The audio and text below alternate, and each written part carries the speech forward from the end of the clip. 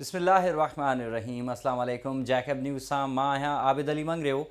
पेश आहिनि हिन वक़्त जूं हेडलाइन।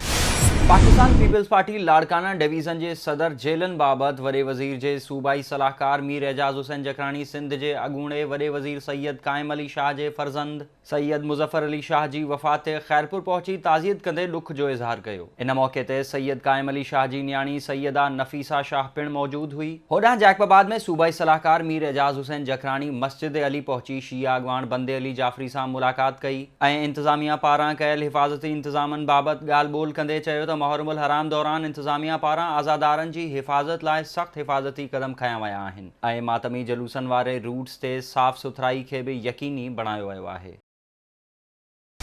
मुबारकपुर भरसां ॻोठ मीरल आबाद के रहवासी पोरियत तुफ़ैल अहमद खोसो जो 8 वरनि जो पुट डिघो अरसो कैंसर की बीमारी में मुब्तला हुअण बाद कोयटा की सरकारी अस्पताल में फौत थी वियो। मड़ घर पहुंचण ते कोहराम मची वियो। जैकबाबाद में 9 ऐं 10 मुहर्रमुल हराम ते 88 मातमी पिण निकरंदा। 11 जलूस इंतहाई हसास करार। ज़िले में 4500 पुलिस एहलकार ड्यूटीज़ ते मुकर्रर। सिंध बलोचिस्तान की सरहद ते 33 चौकियूं कायम। जैकबाबाद पुलिस के तर्जुमान शम्स बेग डहर पारां जारी कयल पधराई में चयो वियो आहे त ज़िले में 9 ऐं 10 मुहर्रमुल हराम ते 88 मातमी जलूस निकरंदा, जंहिंजी हिफ़ाज़त लाइ 4500 पुलिस एहलकार ड्यूटी सरअंजाम ॾींदा ऐं बलोचिस्तान की सरहद ते 33 चौकियूं कायम कयूं वयूं आहिनि। शहर में 100 CCTV कैमरा लगाए 15 CCTV रूम कायम कया विया आहिनि। जैकबाबाद में सदर पुलिस की कार्रवाई। वडी मिकदार में चर्स हथ, एक जवाबदार गिरफ्तार, केस दाखिल। सदर पुलिस बाईपास से फारूक पंप वट एक वैन के रोके तलाशी वरती, जंहिंजे गुझे खानन मां 3 मण चर्स हथ करे जवाबदार गुलाम रसूल लगारी के गिरफ्तार करे वैगन पंहिंजी तहवील में वठी छड़ी। SSP जैकबाबाद के तर्जुमान शम्स बेग डहर मूजिब वैगन कोयटा का शिकारपुर वही रही हुई त गुझे इतला ते कार्रवाई कई वई।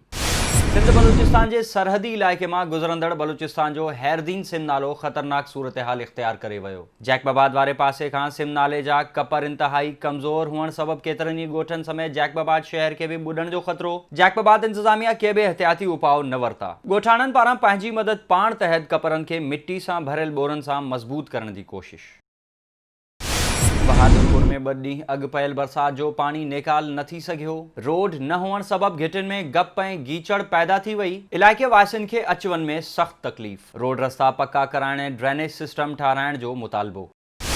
काजी अहमद में झल्लू मस्जिद वारे इलाके में 5 ॾींहं अॻु क़तल थी वियल बागड़ी बिरादरी के नौजवान नानिक जा कातिल गिरफ्तार न थी सघिया। बागड़ी बिरादरी प्रेस क्लब पहुंची भगत वज़ीर प्यारी नगीना ऐं खानजादी बागड़ी की अगवानी में पुलिस खिलाफ एहतजाज कंदे दायो आहे त जवाबदार गुलामू रामू ऐं अमरदास बागड़ी पारां नौजवान के बेदर्दी से कत्ल किया वियो, पर पुलिस संदस कातिलन के गिरफ्तार न करे रही आहे। हुननि SSP नवाब शाह के अपील कंदे चयो त मक़तूल नानिक बागड़ी के कातिलन के गिरफ्तार करे इंसाफ फराहम कयो वञे।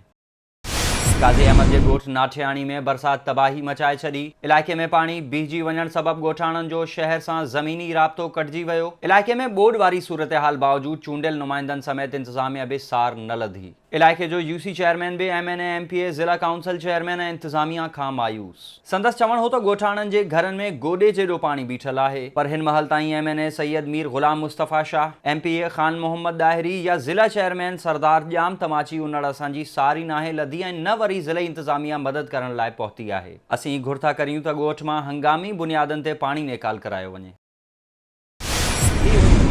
हेडलाइंस वधिक ख़बरुनि ऐं अपडेट्स लाइ विज़िट कयो असांजी वेबसाइट www.jacobnewsht.com ऐं फेसबुक ते फॉलो कयो। ॾिसंदा रहो जैकब न्यूज़, ख़बर खां हक़ीक़त ताईं।